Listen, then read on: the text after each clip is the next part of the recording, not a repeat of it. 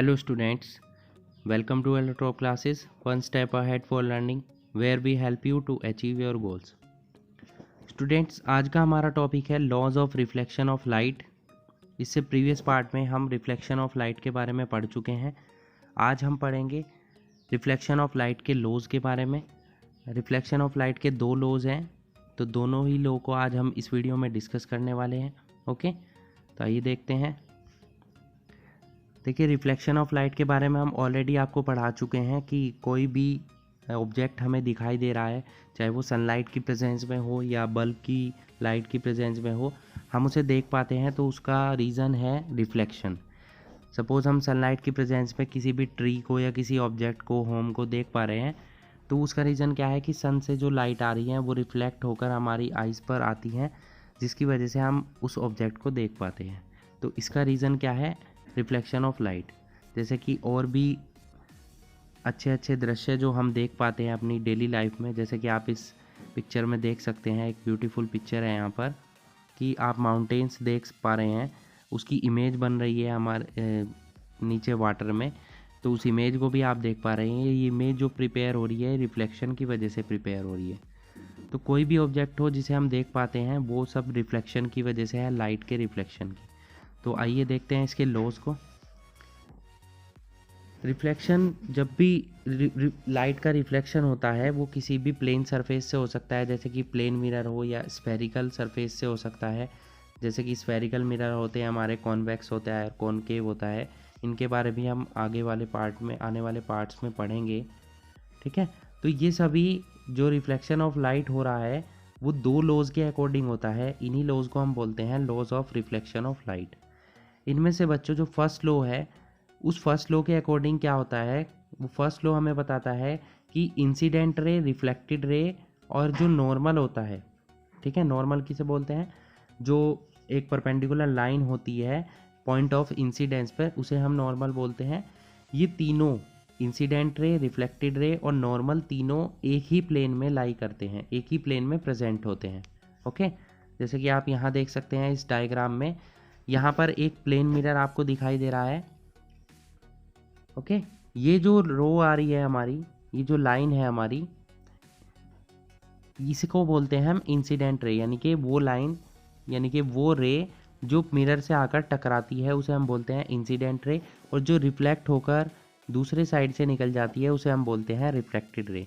ये जो O point है जहाँ पर आकर इंसिडेंट रे आपकी टकराती है, या बोल सकते हैं इंसिडेंट रे और रिफ्लेक्टेड रे जिस पॉइंट पर मिलती है, इस पॉइंट को हम क्या बोलते हैं? Point of incidence. ओके, जिस एंगल पर आकर आपकी इंसिडेंट रे टकराती है प्लेन मिरर से, उस एंगल को हम बोलते हैं एंगल ऑफ इंसिडेंस, और जिस एंगल से वो रिफ्लेक्ट होकर जाती है उसे बोलते हैं हम एंगल ऑफ रिफ्लेक्शन। ठीक है, तो यहाँ फर्स्ट लॉ ने हमें बताया कि जो इंसिडेंट रे है, जो रिफ्लेक्टेड रे है और जो ये नॉर्मल है, तीनों एक ही प्लेन में प्रेजेंट है। जैसे कि आप देख सकते हैं प्लेन मिरर के प्लेन में ये प्रेजेंट है। ठीक है, इंसिडेंट रे को हमने ए ओ से डिनोट किया है, रिफ्लेक्टेड रे को ओ बी से डिनोट किया है, और जो नॉर्मल है आपका ओ एन है। ये तीनों एक ही प्लेन में लाई करते हैं। They are neither coming up out of the paper nor going down the paper, they are on the plane of the paper. Okay, तो ये हमारा फर्स्ट लॉ था जिसने हमें बताया कि इंसिडेंट रे, रिफ्लेक्टेड रे और नॉर्मल तीनों एक ही प्लेन में लाई करते हैं। क्लियर? सेकंड लॉ है हमारा। सेकंड लॉ हमें बताता है that the angle of reflection is always equal to the angle of incidence, और we can say that the angle of incidence is equal to the angle of reflection. Means angle of reflection हमेशा equal होता है angle of incidence के। जिस angle पर आकर आपकी incident ray plane mirror या स्फेरिकल मिरर से टकराती है, उसी एंगल से वो रिफ्लेक्ट भी होगी। अगर हम इंसिडेंस एंगल को स्मॉल आई से डिनोट करें और रिफ्लेक्शन एंगल को स्मॉल आर से डिनोट करें, then according to the second law of reflection we can say that angle I is equals to angle R. This is the second law of reflection. For example, यहाँ पर आपको एक mirror दिखाई दे रहा है, एक इंसिडेंस रे इससे आकर टकराती है ए ओ 35 डिग्री एंगल पर। ठीक है, जो हमारा की क्या है, एंगल ऑफ इंसिडेंस है, और इसी एंगल से वो रिफ्लेक्ट होकर जाती है जो हमारा एंगल ऑफ रिफ्लेक्शन है। दोनों एंगल इक्वल होंगे हमेशा। Angle of incidence is always equals to angle of reflection. Value भले ही चेंज हो, अगर एक एंगल की वैल्यू चेंज होगी तो दूसरे एंगल की भी वैल्यू चेंज होगी। वही वैल्यू होगी जो एंगल ऑफ इंसिडेंस की है, वही वैल्यू आपकी एंगल ऑफ रिफ्लेक्शन की होती है। यहाँ हमने वैल्यू चेंज की है, जैसे कि 35 डिग्री सेंटीग्रेड से आपका इंसिडेंस एंगल हो गया 45 degree. Similarly angle of reflection भी आपका क्या हो जाएगा, 45 degree. Clear? Means in every case the angle of reflection remains equal to the angle of incidence। दोनों एंगल हमेशा इक्वल होंगे। ये हमारा था second law of reflection. Clear he? Next है हमारा एक क्वेश्चन एग्जाम में पूछा जाता है, what happens when a ray of light falls normally और perpendicularly on the surface of a mirror. क्या होता है जब एक रे लाइट जो है हमारी वो टकराती है किसी भी सरफेस से, यानी कि मिरर के सरफेस से जब वो टकराती है। ठीक है, तो अगर एक रे ऑफ लाइट आपकी नॉर्मली टकराती है, नॉर्मली मीन्स परपेंडिकुलरली टकराती है, सीधे टकराती है मिरर से, इसका मतलब क्या हुआ कि वो जिस वे में ट्रेवल कर रही है नॉर्मल वे में, यानी कि जो प्लेन का नॉर्मल होता है, जैसे कि आपने प्रीवियस डायग्राम में देखा है, उसका एंगल ऑफ इंसिडेंस क्या हो जाएगा, ज़ीरो हो जाएगा, क्योंकि आपकी नॉर्मल ऐसा होता है, ठीक है, और रे भी आपकी ऐसे ही टकरा रही है आकर, तो दोनों के बीच में एंगल क्या हो जाएगा, 0 degree.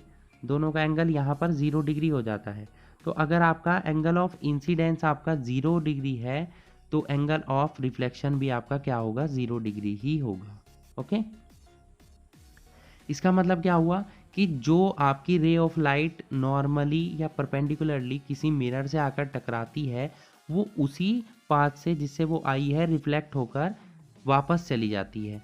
Means angle of incidence और एंगल ऑफ रिफ्लेक्शन ऐसी रे लाइट के लिए हमेशा 0 के इक्वल होता है। यहाँ आप डायग्राम में देख सकते हैं, एक रे लाइट आ रही है आपकी NO ऐसे टकराई और रिफ्लेक्ट होकर ON की फॉर्म में वो उसी पाथ से वापस चली गई जिससे वो आई थी। तो दोनों के बीच में एंगल नॉर्मल के और इस रे लाइट के 0 डिग्री होगा। मीन्स आपका एंगल ऑफ इंसिडेंस भी 0 डिग्री है और एंगल ऑफ रिफ्लेक्शन भी आपका 0 डिग्री ही होगा। ओके,